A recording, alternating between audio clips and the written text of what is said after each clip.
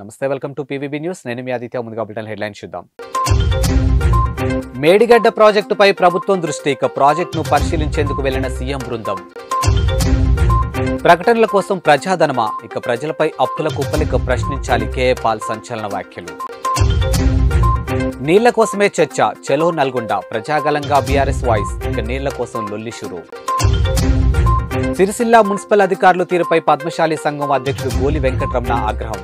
BRS సహాయంలో చేపట్టినటువంటి మేడిగడ్డ ప్రాజెక్టును visit చేసేందుకు సీఎం రేవంత్ రెడ్డి, మంత్రులు, ప్రజాప్రతినిధులు తరలివెళ్లారు. ఇక అసెంబ్లీ సమావేశాల్లో నీళ్ల కేటాయింపుపై విస్తృతంగా చర్చ సాగిన విషయం తెలిసిందే. కాగా గత ప్రభుత్వం హయాంలో ప్రాజెక్టుల కోసం కోట్ల రూపాయలు ఖర్చు చేయగా ప్రాజెక్టులో పటిష్ట లోపం ఉందని నాడు కాంగ్రెస్ నేతలు ఆరోపించారు. ఇక తాజాగా అవే విషయంపై మధ్యాహ్నం 3 గంటలకు ప్రాజెక్టుకు చేరుకొని తిరిగి సాయంత్రం 5 గంటలకు హైదరాబాద్కు రానున్నారు.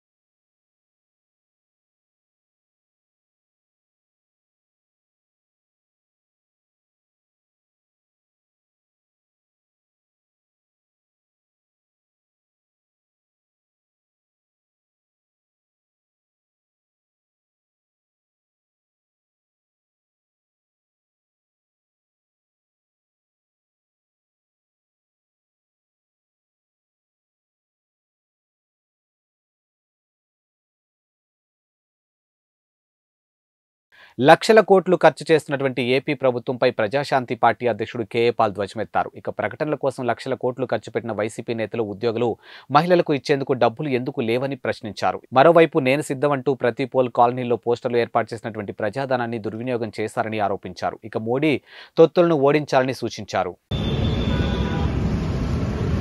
చూసారా, నేను సిద్ధం అని జగన్మోహన్ రెడ్డి గారు 1000 కోట్లు ఖర్చు పెట్టారట.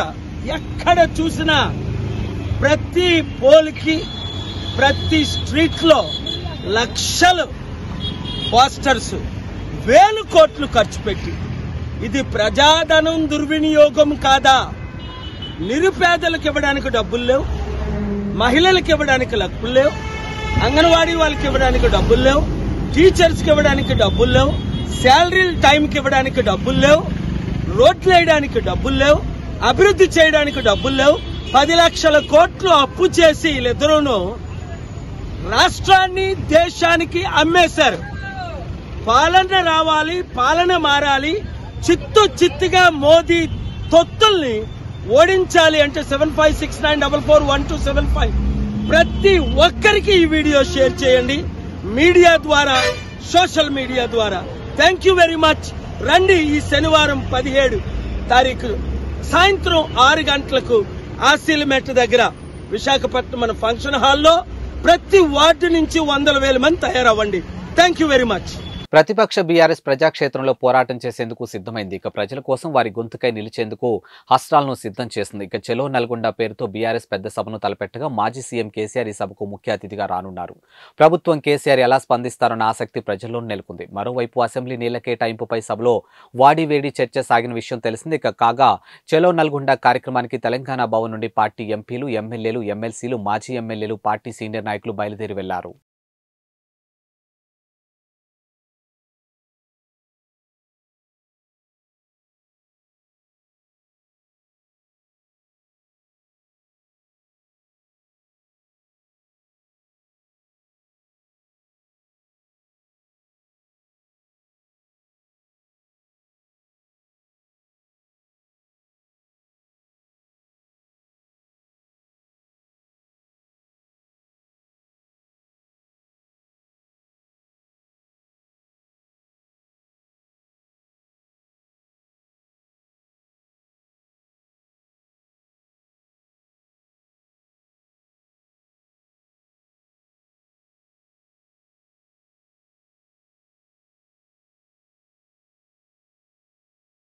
రాజన్న సిరిసిల్ల జిల్లా సిరిసిల్ల మున్సిపల్ అధికారుల తీరుపై పద్మశాలి సంఘం అధ్యక్షుడు గోలి వెంకట్రమణ ఆగ్రహం వ్యక్తం చేశారు. ఇక జిల్లా కేంద్రంలో ఏర్పాటు చేసినటువంటి మీడియా సమావేశంలో ఆయన మాట్లాడుతూ శ్రీ శివభక్త మార్కండేయ జయంతి వేడుకలు నిన్నటి రోజున అత్యంత వైభవంగా చేపట్టామని, మున్సిపల్ అధికారులు నేతన్న విగ్రహానికి అలంకరణ చేయకపోవడం పద్మశాలి బిడ్డలను అవమానించడమేనని అన్నారు. ఈ సమావేశంలో పద్మశాలి సంఘం ప్రధాన కార్యదర్శి మండల సత్యం, మోరా రవి, గాజుల బాలయ్య, కొండం శ్రీనివాస్, శ్రీరాములు, వెంకటేశం తదితరులు పాల్గొన్నారు. ముఖ్యంగా పోలీస్ శాఖ వారికి, పాత్రికేయ మిత్రులందరికీ మా పద్మశాలి సంఘం పక్షాన ధన్యవాదాలు తెలుపుతాము. కాకపోతే ఒక చిన్న విషయం మీ ద్వారా తెలుపదలుచుకున్నాను. నిన్న జరిగిన మార్కండేయ జయంతి ఉత్సవాల్లో ఈ ఉత్సవాలు జరుగుతున్నవి దాదాపు 12 సంవత్సరాల నుంచి ఉత్సవాలు జరుగుతూ ఉన్నాయి. మార్కండేయ జయంతి ఉత్సవాలు, అదేవిధంగా నూలు పౌర్ణమి, రాఖీ పండుగ ఉత్సవాలు కూడా దాదాపు 50 సంవత్సరాల నుంచి పద్మశాలి సంఘం నిర్వహిస్తూ వస్తున్నది. ఈ క్రమంలో చాలా కాలంగా పాత బస్టాండ్లో ఉన్న నేతన్న విగ్రహం ఏర్పాటయ్యి ఉన్నప్పటి నుంచి ఇప్పటి వరకు నూలు పౌర్ణమి కావచ్చు, లేకుంటే మార్కండేయ జయంతి ఉత్సవాలు కావచ్చు, ఏవి జరిగినా కూడా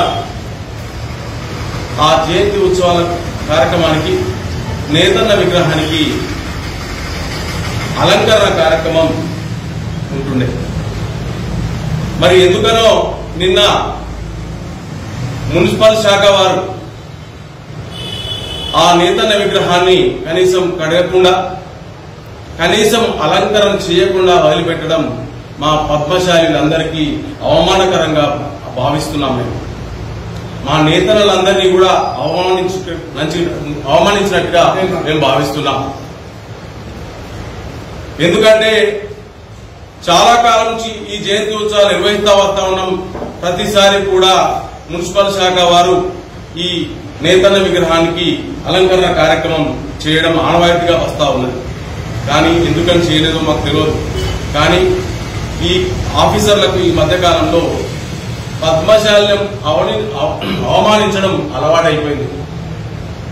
గతంలో పోయిన నూలు పౌర్ణమి అప్పుడు వెంకటేశ్వర దేవాలయంలో ఇదే జరిగింది. మేము వెళ్లే వరకు దేవాలయం మూసి ఉంచారు. అప్పుడు కూడా సంబంధిత తెలంగాణ ప్రత్యేక రాష్ట్రం కోసం సర్వం కోల్పోయి ఉప్పెన లాంటి ఉద్యమం చేసినటువంటి తెలంగాణ క్రిస్టియన్ జేఏసీ ప్రతినిధులు కాంగ్రెస్ ప్రభుత్వం ఉద్యమకారులకు ఇచ్చే సంక్షేమ ఫలాలు ఇవ్వాలని Telangana Christian JAC chairman Jeelukarra Ravikumar demand చేశారు. ఇక తెలంగాణ ఉద్యమంలో కీలకమైన భూమికి పోషించినటువంటి జేఏసీలకు గత ప్రభుత్వం ఎలాంటి న్యాయం చేయలేదని అన్నారు. ఇక తెలంగాణ ప్రజల ఆకాంక్ష కోసం అనేక మంది అమరులవుతున్న సందర్భంలో రాష్ట్ర వ్యాప్తంగా ఉన్నటువంటి క్రైస్తవులుగా కలిసి జేఏసీగా ఏర్పడి మిలియన్ మార్చ్లో చెలో అసెంబ్లీ, సకల జనుల సమ్మె ఇలా అనేక రకాల ఉద్యమంలో కీలకంగా పనిచేశామని అన్నారు. ఇక ప్రత్యేక రాష్ట్రం ఏర్పడితే క్రైస్తవులకు ప్రత్యేక చట్టం వస్తుందని, ప్రత్యేక నిధులు వస్తాయని ఆయన ఆదేశించారని అన్నారు. ఇక ఉమ్మడి 10 జిల్లాలకు చెందినటువంటి 2200 మంది క్రిస్టియన్ జేఏసీ ప్రతినిధులకు ఎలాంటి నిబంధన లేకుండా ఉద్యమకారులకు కేటాయించే విధంగా 250 గజాల స్థలం నిర్మాణం కోసం 9 లక్షలు ప్రతి నెల పెన్షన్ ఇవ్వాలని ముఖ్యమంత్రి రేవంత్ రెడ్డిని వారు కోరారు. అనేక మంది అమరులైతున్న సమయంలో మేము సైతమని ఒక తెలంగాణ క్రిస్టియన్ జేఏసీగా ఏర్పడి ఉమ్మడి 10 జిల్లాల నుంచి అనేక మంది ఒక గుంపుగా ఏర్పాటు చేయబడి మిలియన్ మార్చ్ గాని, సహాయ నిరాకరణ గాని, సకల జన సమ్మె, చెలో అసెంబ్లీ, సంసద్ యాత్ర, సడక్ బంద్, సకల జన కార్యం చేస్తూ అనేకమైన కార్యక్రమంలో ఇన్వాల్వ్మెంట్ అయి చివరిగా సకల జనబేరుతో ఈ ఉద్యమాన్ని కొనసాగింపబడి చేసి, అంటే తెలంగాణ రాష్ట్రం ఏర్పడితే మా క్రైస్తవులకు ఒక ప్రత్యేకమైన చట్టం ఉంటుందని, మా క్రైస్తవులకు ఒక ప్రత్యేకమైన నిధి ఏర్పడుతుందనే ఉద్దేశంతోనే అసలు మా క్రైస్తవులకు ఈ తెలంగాణ రాష్ట్రంలో ఏమీ లేకుండా ఉన్న సమయంలో ఒక బలమైన ఉద్యమంగా తెలంగాణ క్రిస్టియన్ జేఏసీ ముందుకు సాగింది. అంటే ఇన్ని పోరాటాలు చేసిన తర్వాత ఈ 10 సంవత్సరములలో గత ప్రభుత్వము ఈ క్రైస్తవ క్రిస్టియన్ జేఏసీ గాని, ఈ పోరాటం కర్నూలు మున్సిపల్ పరిధిలోని 30 వార్డు కార్పొరేటర్ సంచన్న నోరు అదుపులో పెట్టుకుని మాట్లాడాలని అంటూ వైఎస్ఆర్సీపీ నాయకులు మీడియాతో మాట్లాడారు. ఇక పాణ్యం నియోజకవర్గం శాసనసభ్యులు కాటసాని రాంభూపాల్ రెడ్డి తనపై తప్పుడు కేసులు బనాయించి ఇబ్బందులు గురిచేస్తున్నారంటూ స్థానిక కర్నూలు మున్సిపల్ పరిధిలో 30 వార్డు కార్పొరేటర్ సంచన్న పోలీసులను ఆశ్రయించడం హేయమైన చర్యగా మరియు అవమానకరంగా ఉంది అంటూ 30 వార్డు వైఎస్ఆర్సీపీ నాయకులు మీడియాతో అన్నారు. ఇక సంచన్న నువ్వు ఎమ్మెల్యేని విమర్శించే స్థాయి కాదని, పార్టీ మారాలి, పార్టీ నుండి పోవాలి లేదా మరి ఏదైనా ఉద్దేశం ఉంటే హుందాతనం ప్రవర్తించి రాజకీయాల్లో హుందాగా పక్కకు తప్పుకోవాలి, కానీ ఇలా అబద్ధపు ప్రచారాలు చేస్తూ కాటసాని రాంభూపాల్ రెడ్డి గారిపై అనవసరమైన తప్పుడు కేసులు మరియు తప్పుడు ఆరోపణలు చేస్తూ ఉంటే కాటసాని రాంభూపాల్ రెడ్డి అభిమానులమైన మేము చూస్తూ ఊరుకోబోమని హెచ్చరించారు. తక్షణమే పెట్టినటువంటి కేసులను చేసినటువంటి తప్పుడు ప్రచారాలను వెనక్కి తీసుకోవాలని అన్నారు. ఏదైనా కానీ ఆయన అడుగుజాడలే నడుచుకున్నారు. మరి సంజన్న ఏ విధంగా సార్ని విమర్శించినాడో మనకైతే తెలియదు. ఎందుకు సార్ని విమర్శించినాడు, ఆయన చేసిన పనులేమి, ముఖ్యంగా మరి నిన్ను ఎంతనో గౌరవించి ప్రేమించి ఆయన నిన్ను దగ్గరికి ఆదరించినాడు కూడా. మరి ఒకప్పుడు సార్, మరి నేను కూడా సార్ వెంటనే 15 సంవత్సరాల నుంచి ఆయన వెంటనే ఉన్నాను. మరి ఉన్న నాకు కార్పొరేటర్ సీటు నాకు ఇవ్వాలి, ఆయన తన కొడుకుకు సంజన్న కొడుకుకు ఇచ్చినాడు. ఎందుకు ఇచ్చినాడు అమ్మా, హేమలతమ్మ నీవు వద్దులే, ఇప్పుడు యూత్ ఉంది కాబట్టి యూత్ ద్వారా జయరామ్కి ఇస్తామని జయరామ్కి ఇచ్చినాడు. ఆయన నేను భయపడలేదు, సరేనా మీరు ఎట్లా చెప్తే అట్లా అని ఆయన అడుగుజాడలే. ఇంతవరకు నేను ఏ పార్టీలో కూడా చేరలేదు, పోలేదు కూడా ఎక్కడికి. మరి కొందరైతే పార్టీలు మార్చుకుంటూనే ఏ పార్టీ వచ్చిందంటే ఆ పార్టీలో వెళ్ళిపోవడము, మరి మళ్ళీ ఈ పార్టీ ఉందంటే ఈ పార్టీలోకి రావడము. వచ్చినా కూడా సార్ ఎంతో డబ్బులు ఇచ్చి, మరి సంజన్న నీకేమన్నా డబ్బులు ఖర్చు అయినావా, నీకు పార్టీలో కార్పొరేటర్ సీటుకు రావాలంటే ఒక 10 లక్షలైనా కావాలి ఎవరికైనా కానీ. మరి ఒక్క రూపాయి ఖర్చు పెట్టకుండా ఎమ్మెల్యే సారు నిన్ను గెలిపించి నీ కొడుకుని నిలబెట్టి, నీకు 3 పిల్లలు ఉన్నారంటే కూడా లేదు నీ కొడుకుని నిలబెట్టి అని జయరాముని నిలబెట్టి గెలిపించిన ఆయనకే నీ మీద ఆయనకి ఏమి అంత కేసులు పెట్టడానికి. ఒకసారి మీరు అట్లా ఎమ్మెల్యేని విమర్శించకూడదు, ఎవరినైనా కానీ నువ్వు ఎమ్మెల్యేని విమర్శించకూడదు. మరి సార్ నిన్నేమన్నా ఇప్పుడు వేరే పార్టీల నుంచి నువ్వు వెళ్ళొచ్చినావు కదా, వాళ్ళు నిన్ను బహిష్కరించినారా? ఇప్పుడు ఎవరైనా నీకు పార్టీ వాళ్ళు బహిష్కరించినారా? గౌరీ చరిత్ర వాళ్ళు కానీ ఎవరైనా కానీ ఎవరిని వెళ్ళగొట్టలేరు కదా. ఇప్పుడు నేను సార్ 16 వార్డు నావే అన్నావంట, 16 వార్డులు నీవెందుకైతే అన్నా? 30వ వార్డులో నువ్వు నిలబడి ఎన్ని పనులు చేసినావు? ఒక్క మీటింగ్ కన్నా వచ్చినారా మీరు? ఒక్క మీటింగ్ కూడా రాలేదు. విద్యార్థుల భవిష్యత్తు బాగుండాలి అంటే అది ముఖ్యమంత్రి వైఎస్ జగన్మోహన్ రెడ్డితోనే సాధ్యమని ఎమ్మెల్యే కేతిరెడ్డి వెంకటరామరెడ్డి అన్నారు. ఇక శ్రీ సత్యసాయి జిల్లా ధర్మవరం పట్టణంలోని రాఘవేంద్ర స్వామి కళ్యాణ మండపంలో విద్యార్థులతో ఏర్పాటు చేసినటువంటి సమావేశంలో ఎమ్మెల్యే కేతిరెడ్డి వెంకటరామరెడ్డి పాల్గొని విద్యార్థులను ఉద్దేశించి మాట్లాడుతూ వైఎస్ఆర్సీపీ ప్రభుత్వం వచ్చిన తర్వాత విద్యార్థులకు అన్ని వసతులు కల్పించారు. ఇక మన వైఎస్ఆర్ ప్రభుత్వంలో విద్యార్థులకు స్కూళ్లు తెరిచిన రోజు నుంచి జగనన్న విద్యా కానుక కిట్టు, స్కూల్ బ్యాగులతో పాటు ద్విభాషా పాఠ్యపుస్తకాలు, నోట్బుక్స్, షూస్, 3 జతల యూనిఫామ్, సాక్స్, ఆక్స్ఫోర్డ్ డిక్షనరీ పంపిణీ చేశారు. అయితే గత సర్కారు హయాంలో పాఠ్యపుస్తకాలు సైతం ఇవ్వలేని దుస్థితి ఉందని, నేడు ప్రభుత్వ పాఠశాల రూపురేఖలు సమూలంగా మార్పి ఇంగ్లీష్ మీడియం, సిబిఎస్ విధానం, డిజిటల్ క్లాస్ రూమ్లు, ట్యాబ్లు, బైజూస్ కంటెంట్, విద్యా దీవెన, వసతి దీవెన, అమ్మఒడి, గోరుముద్దతో సహా అనేక పథకాలు అమలు చేశారు. ఇక రాబోయే ఎలక్షన్లో కూడా మనం వైఎస్ జగన్మోహన్ రెడ్డిని ముఖ్యమంత్రిగా గెలిపించుకొని ఇంకెన్నో సంక్షేమ పథకాలు పొంది మంచి భవిష్యత్తు వాటితో నడవాలని విద్యార్థులతో కొనియాడారు. ఈ కార్యక్రమంలో పెద్ద ఎత్తున విద్యార్థులు పాల్గొన్నారు. మీరు అయితే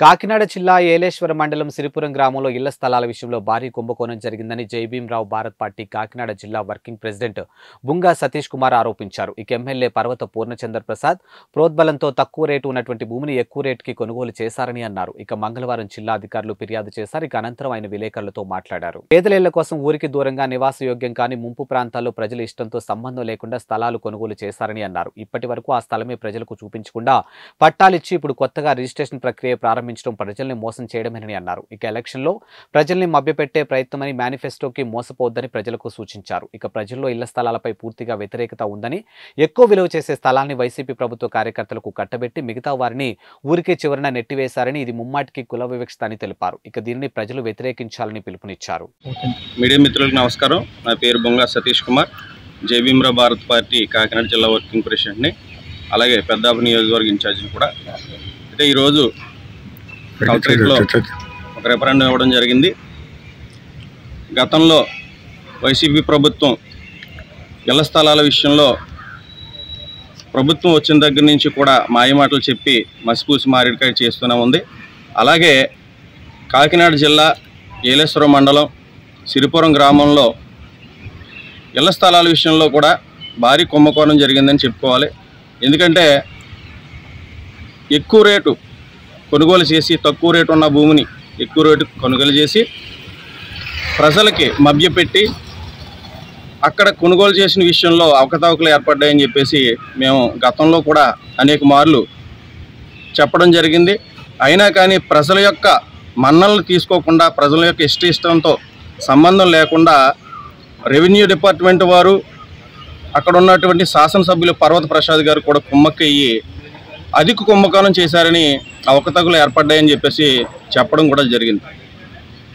మరి ఎందుకు పనికిరాని భూమిని కొని ప్రజలకి కట్టబెట్టి ఎక్కడో ఊరికి చివరన దాదాపు 2-3 కిలోమీటర్ల దూరంలో నివాసయోగ్యం కాని భూమిని కొని ప్రజలకు కట్టబెట్టే పరిస్థితి ఏర్పడింది.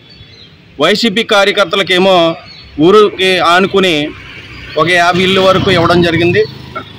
మిగతా ఎస్సీ ఎస్టీ బీసీ వాళ్ళని ఊరికి చివరనే నివాసయోగ్యం కాని ముంపు ప్రాంతంలో ఆ యొక్క స్థలాలను కేటాయించి ఇప్పటికీ కూడా స్థలాలు చూపించకుండా మభ్యపెట్టి ఈ రోజుని కొత్తగా రిజిస్ట్రేషన్ ప్రక్రియ అని చెప్పేసి ఎంతకాలం ఇలా వైసీపీ ప్రభుత్వం ప్రజలను మోసం చేస్తూ వస్తుందని చెప్పేసి ఈ మాయమాటలు నమ్మే పరిస్థితి లేదని చెప్పేసి ఈ యొక్క ఎలక్షన్ ప్రక్రియలో భాగంగానే ఈ రిజిస్ట్రేషన్ ప్రక్రియను తీసుకొచ్చారని ప్రజలందరూ కూడా దీన్ని వ్యతిరేకించాలని చెప్పేసి పిలుపునివ్వడం జరుగుతూ ఉంది.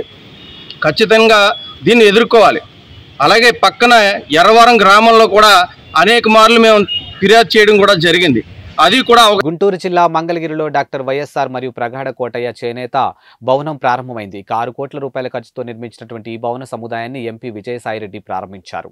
ఈ సందర్భంగా ఆయన మాట్లాడుతూ ప్రగాఢ కోటయ్య పేరుతో చేనేత భవనం నిర్మించడం ఎంతో సంతోషంగా ఉందని తెలిపారు. ఇక మంగళగిరి నియోజకవర్గంపై సీఎం జగన్మోహన్ రెడ్డి ప్రత్యేక దృష్టి సారించారని అన్నారు. ఇక అదేవిధంగా జనరల్ సీట్లో బీసీలను నిలబెట్టిన ఘనత జగన్మోహన్ రెడ్డికే దక్కుతుందని కొనియాడారు.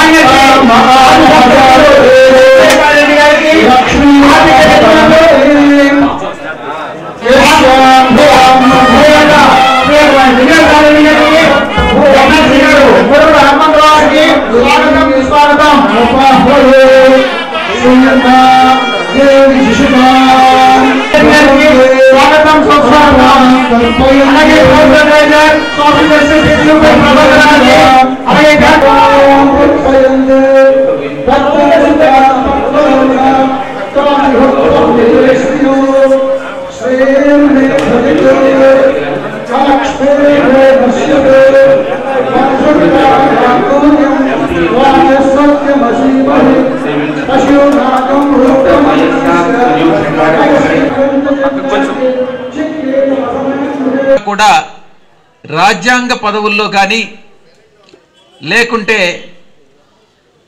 పార్లమెంటులో కానీ లెజిస్లేచర్లో కానీ ఎక్కడ అంత ఎక్కువ ప్రాతినిధ్యం ఉండేది కాదు. 72లో కొంతవరకు బీసీ రిప్రజెంటేషన్ వచ్చింది. ఆ తర్వాత 2009లో స్వర్గీయ రాజశేఖర్ రెడ్డి గారు, ఉదాహరణకు చెప్పాలనంటే మల్కాజ్గిరిలో సర్వే సత్యనారాయణ గారు జనరల్ సీట్లో ఎస్సీని నిలబెట్టి అయితేనేమి, హిందూపూర్ పార్లమెంట్ అయితేనేమి, రాజమండ్రి పార్లమెంట్ అయితేనేమి, ఇవన్నీ కూడా జనరల్ సీట్స్ అయినప్పటికీ కూడా ఇక్కడ బీసీలను నిలబెట్టినటువంటి ఘనత జగన్మోహన్ రెడ్డి గారిది. బీసీలను నిలబెట్టి గెలిపించుకున్నాం. కర్నూలు గత ఎన్నికల్లో బీసీ గెలిచారు, అనంతపూర్లో బీసీ గెలిచారు, హిందూపూర్లో బీసీ గెలిచారు, రాజమండ్రిలో బీసీ గెలిచారు. దీనికి ఒక శాంటిటీ ఇచ్చేదానికోసంగా మనం చేస్తున్నది కరెక్టా కాదా అన్నటువంటిది తెలుసుకోవాలనంటే కుల గణన అన్నటువంటిది చాలా అవసరం.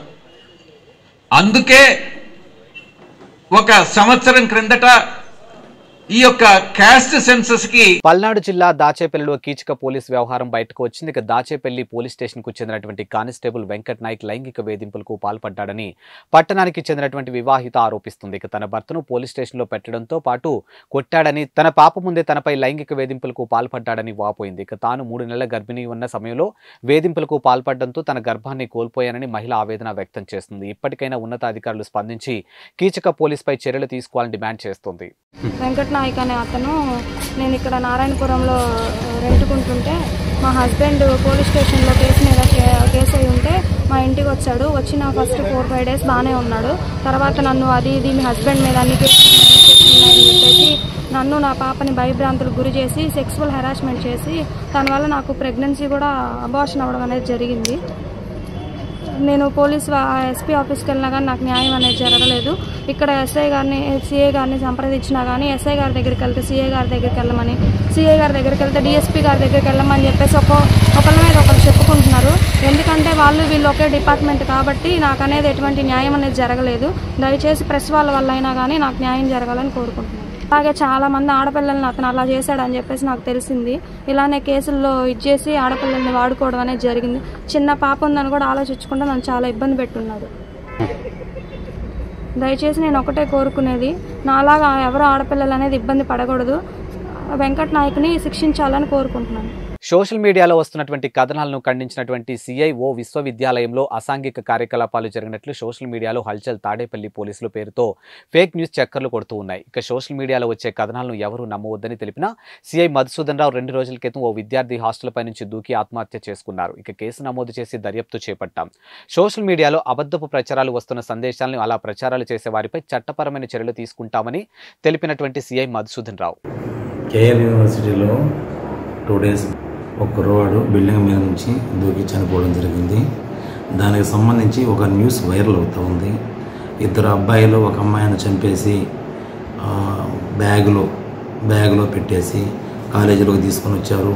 పోలీసులు బాడీని పట్టుకున్నారు. ఆ 2 అబ్బాయిలు పారిపోయారు అనేది ఒక న్యూస్ సోషల్ మీడియాలో వైరల్ అవుతూ ఉంది. అవన్నీ అవాస్తవాలు. ఒక కుర్రోడు, అతనికి కొంచెం హెల్త్ ఇష్యూస్ వల్ల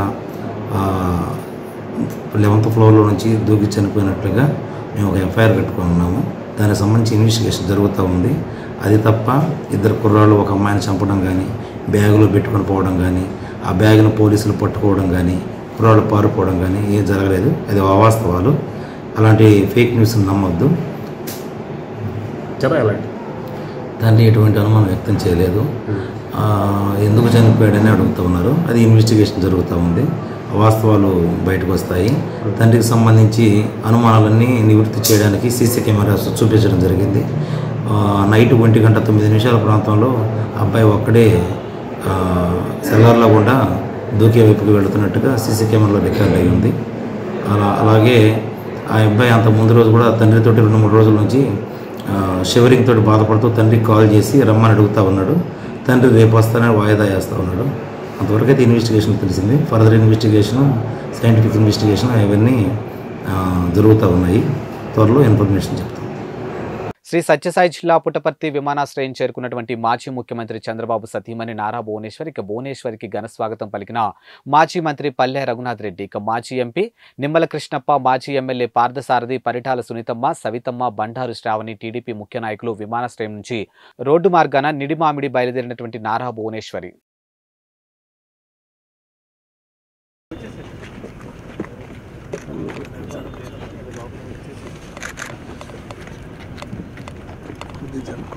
सर ఒక నిమిషం సార్ పోతాను నేను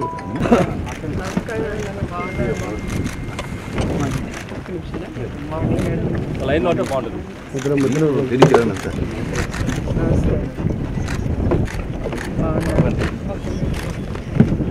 మీ ఎన్నిక ఇట్లా కలిసి